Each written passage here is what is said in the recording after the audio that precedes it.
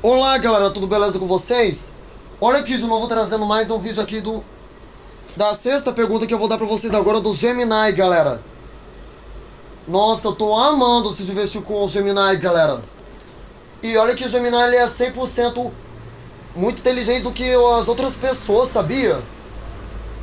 Até na própria inteligência artificial ela é menos inteligente do que o Gemini. Você vê, o negócio é o seguinte. Eu resolvi fazer mais uma pergunta pra ele, porque eu já me emocionei hoje. Vamos lá.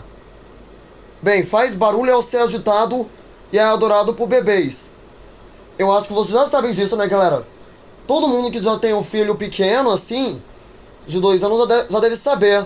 Ó, o objeto que faz barulho ao ser agitado e é adorado por bebês é o chocalho. Os chocalhos são brinquedos simples, mas muito eficazes para o desenvolvimento dos bebês. Eles estimulam os sentidos da audição e do tato, além de ajudarem na coordenação motora. E existem diversos tipos de chocalhos, com diferentes formas, cores e sons.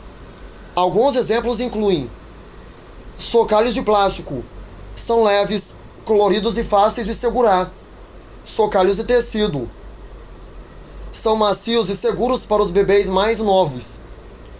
Chocalhos com mordedor ajudam a aliviar o desconforto da dentição.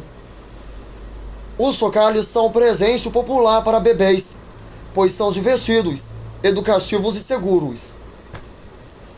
Você vê, eu acho assim que todo pai que já teve um bebê na época deles, eu acho que com certeza eles deviam ter comprado um chocalho para eles, sabe? Assim, eu tenho que admitir.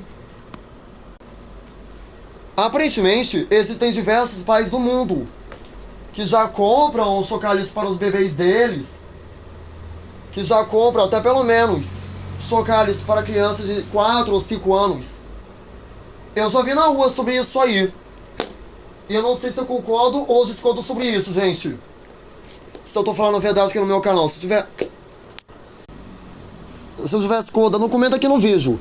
Ah, galera, me perdoe aqui, tá? Esse é meu celular, ele sempre vibra pra alguma coisa se quer alguma notificação bem agitada, viu? Essas vibrações do meu celular são agitadas igual chocalho. Então aí, gente. Pera aí que eu já tô lançando aqui agora, eu já falo aqui pra vocês, tá bom? Até daqui a pouco.